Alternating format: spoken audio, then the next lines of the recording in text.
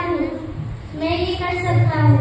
अगर आप इसका परित्याग करोगे तो वह मार्गदर्शन कहलाएगा। इसी तरह एक बार की बात है कि एक कुम्हार क्या तो गधे काम करते थे। वह गधे जो कुम्हार था ना, उन गधों पर जो मिट्टी होती है, मिट्टी को ढूंढकर लाता और उस मिट्टी को छानकर उसके कलश बनाता था और उस कलश को फिर उन्हीं गधों के पीठ पर ले जाकर बाजार में बेचता था। लोग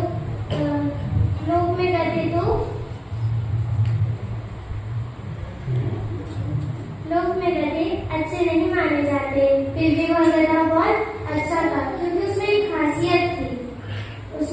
खासियत थी कि वह गधा सोचता था कि सावन के महीने में पूरी जगह हरियाली हो जाती है।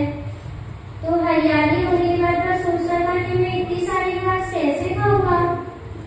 और जब वो ये सोचता था तो वह ये सोचकर पूरा दुबला हो जाता था। जैसे ही फिर गर्मी का मौसम आता था तो पूरी घास सूख जाती थी। तो वह ये सोचता था कि हाँ, अब मैं संतुष्ट हो गया हूँ, मैंने पूरी घास खा ली है। इसी तरह उस गधे का नाम वसु वैशाख नंद भी रख दिया गया था। वैशाख नंद का मतलब अर्थात वैशाख में जो आनंद करता है वह वैशाख नंदी कहलाता है।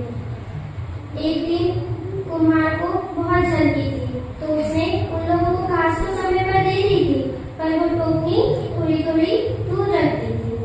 तो वह जो बैग थे उन्हें मुंह आगे बढ़ाया तो वह वहां तक पूर नहीं रहा था। तो एक गधा दूसरे गधे से कहता है कि तुम इधर खिसक आओ तो अपन दोनों साथ में मिलकर खा लेंगे। तो वही दूसरा गधा कहता है कि तुम इधर खिसक आओ तो अपन दोनों साथ खा लेंगे। दोनों एक दूसरे को खिसकने का बोल रहे हैं पर एक भी खिसक नहीं रहा है। जब फिर एक गधे को सूझा कि अपन दोनों एक अपने अपने साइड में अपनी अपनी रस्सी खींचते, मतलब एक रस्सी से दोनों एक साथ बंधे हुए थे। तो वे अपने अपने साइड खींचते हैं रस्सी, तो उनके इसमें क्या हो जाता है, फंदा बन जाता है और वो फंदे के कारण उनकी मृत्यु हो जाती है। जैसे कि अपने गृहस्थ जीवन में मतलब आप लोगों के यहाँ सास बहू से कुछ कहती है, बहू सास से कुछ कहती है। सास कहती है कि हमने तो बहुत अनुभव करके काल सफेद करी है। तो बहू कहती है मैं तो पढ़ी लिखी हूँ, मैं जवान हूँ, मैं नए जमाने की हूँ, मैं तो आपसे अच्छा कर सकती हूँ। ये कहकर दोनों अपने अपने कामों में तो लग जाती है। पर क्या आप लोगों ने ये सोचा कि आपके झगड़े के कारण घर में बाप बेटे में, भाई भाई में कितनी दरारें आ जाती है? नहीं सोचा ना? उस दरार के कारण वह घर टूट फूट में हो जाता है। एक जुट की जगह वो दो जगह बट जाता है।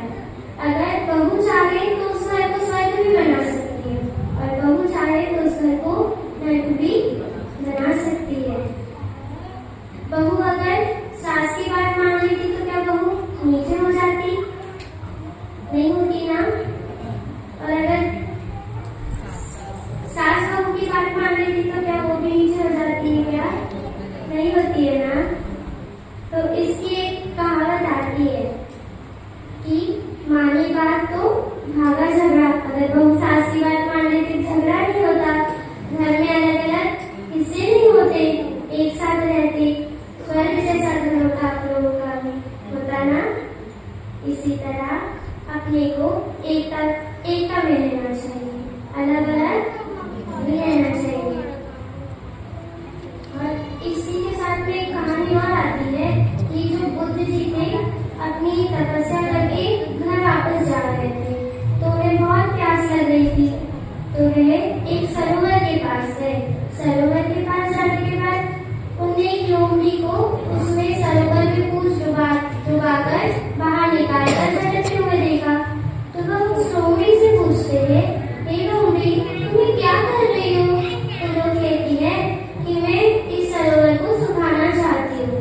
तो वह कहते हैं तुम इस सरोवर को नहीं सुखा पाओगे, अब क्यों सुखाना चाहती हो? तो वह कहती है इसने मेरे बच्चे को डुबा दिया है, इसीलिए मैं इसे सुखा कर ही मानूंगी। तो फिर वो बुद्ध जी कहते हैं कि तुम्हें तो सामर्थ्य ही नहीं है, फिर भी तुम ऐसे क्यों कर रही हो, बिन फालतू ऐसे नहीं करना चाहिए। तो वह कहती है मैं तो प्रयास करते ही रहूंगी, चाहे ये सूखे या ना सूखे। जैसे उसमें पुरुषार्थ सिद्धि ग्रंथ में आता है कि सही दिशा में अगर अपन कार्य करते हैं तो भगवान के यहाँ देर है, अंधेर नहीं होती है, सिद्धि जरूर होगी अपनी एक टाइम की। और जो अकड़ता है ना वही जैसे वृक्ष है, अब वो बड़ा होकर भले मजबूत हो जाता है पर पानी के बहाव से तो बह जाता है ना। वैसे ही उसी की जगह जो एक पत्ता है जो निर्विकारी है वह हंसते खिलखिलाते हुए रहता है ना, वो हंसते खिलखिलाते हुए रहता है।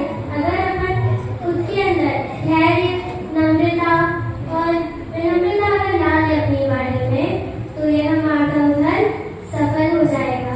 बोलो अहिंसा में विश्व धर्म की जय।